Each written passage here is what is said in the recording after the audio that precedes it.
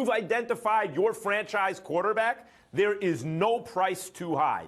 Get that guy. And I understand that argument. But let me tell you why, in this case, you can't do whatever it takes, meaning the first overall pick or the 12th pick plus a second rounder plus something else. I think you can go as high as, let's say, the 12th pick in the draft. And I think that because the Patriots took this guy, who are better at drafting than anyone, in the second round. Since then, has his stock gone up or gone down? It's gone up, not only because he's learning under Belichick and Brady in theory, but because in practice he's 2-0 on the field and made plays. He looked really good. So his stock has gone up, you could say, somewhere to the middle of the first round. I think that's reasonable. Over that is an overpay for 3 reasons. One, he's not a lock, not even in terms of his health. He was hurt after 2 games. Not exactly an Iron Man. 2. Oh, really? DePodesta, what? Huh? No, I'm just going to say, oh, really, with all of these arguments that you're throwing out, because I'm stunned that you're making them. Keep going. Keep going. Well, DePodesta seems, when Cleveland hired him, it was very interesting. Let's see what Moneyball what happens with the Browns, because, from baseball, from the Oakland A's front office.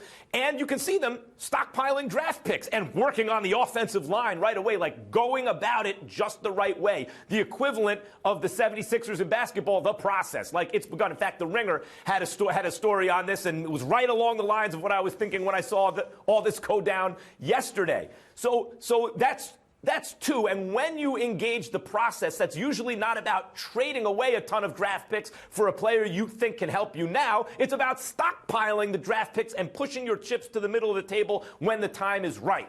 So those 2 reasons argue against doing whatever you think you should do for Garoppolo. And finally, do you want to play draft pick poker with Bill Belichick? Whoever gets the best of that. For all those reasons, not whatever it takes. The 12th pick in the draft is as high as I go.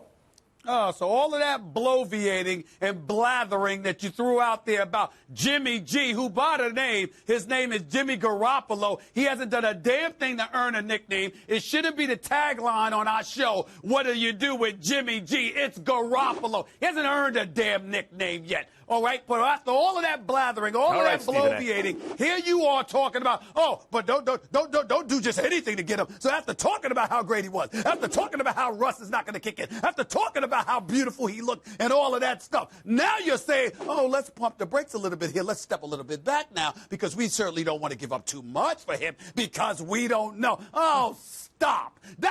See, this is the hypocrisy that comes out of mouths like yourself. 2 games.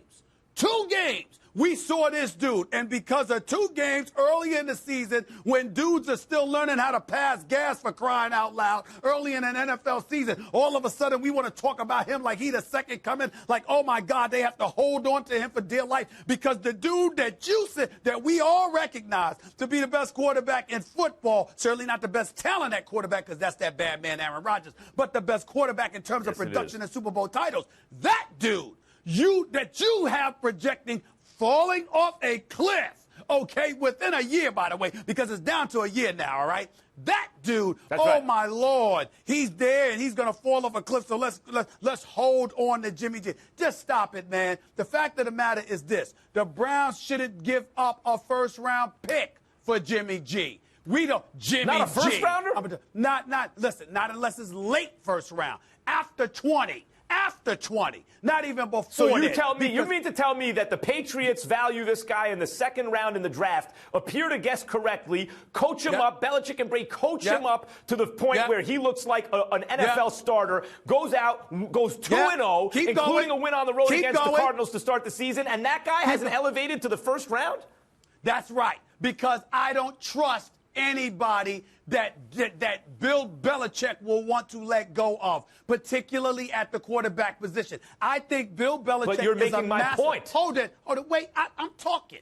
Bill Belichick is a dude that maximizes your talent for his system. When you depart from it, I don't trust the level of productivity that you will put forth for anybody else. I don't trust it. I don't believe it. I'm not betting on it. This is why when you say I'm being hypocritical, you're missing the point. It's not about saying the guy's he's good, therefore he's worth anything. It's about properly pricing commodities, meaning players in this case. That's a hard cap league. That's what Bill Belichick does better than anybody as GM and coach. And that primarily, or at least alongside of putting those guys in the right position and being totally prepared, is what makes Belichick and the Patriots different than everybody else. They properly price commodities. Collins is going to get too expensive. See you later. Same thing for Hightower or Butler or whomever. They will not overpay for someone. So they paid a second-round pick for Garoppolo. They believe that at this point he's worth something, and maybe at least a mid-round first. I'd pay what they pay. Mid-first rounder. Maybe they believe more. So the Patriots will trade him for that if they feel they're getting the better of the deal, but they will not trade him for too little. That just indicates specificity in terms of the way Belichick prices that guy. I'd pay what they pay.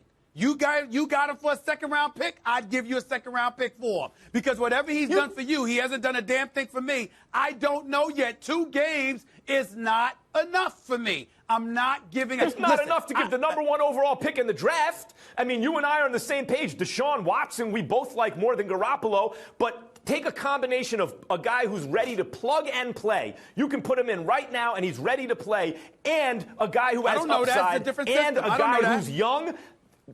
Garoppolo is the best. Who's a better quarterback who's not only ready to play, but has upside and is young right now? That's Garoppolo. The only higher upside guy I see is Deshaun Watson, and he's not ready. In New England, I'm not sold on Garoppolo yet. I think he's been overhyped.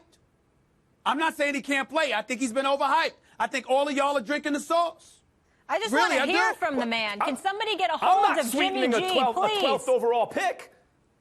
I'm not saying 12th overall pick and a second rounder and something else. No, I agree. You sounded like that in the first segment. But a mid-first round pick in the first segment, you sounded like you was willing to give up the 12th overall pick, and in the second, you weren't. You're all over the place, Fred Astaire. You're all over the place. Oh, gosh. I'm dancing circles around you, that's for sure. Let's leave it there. Guess what? We got a lot more question marks.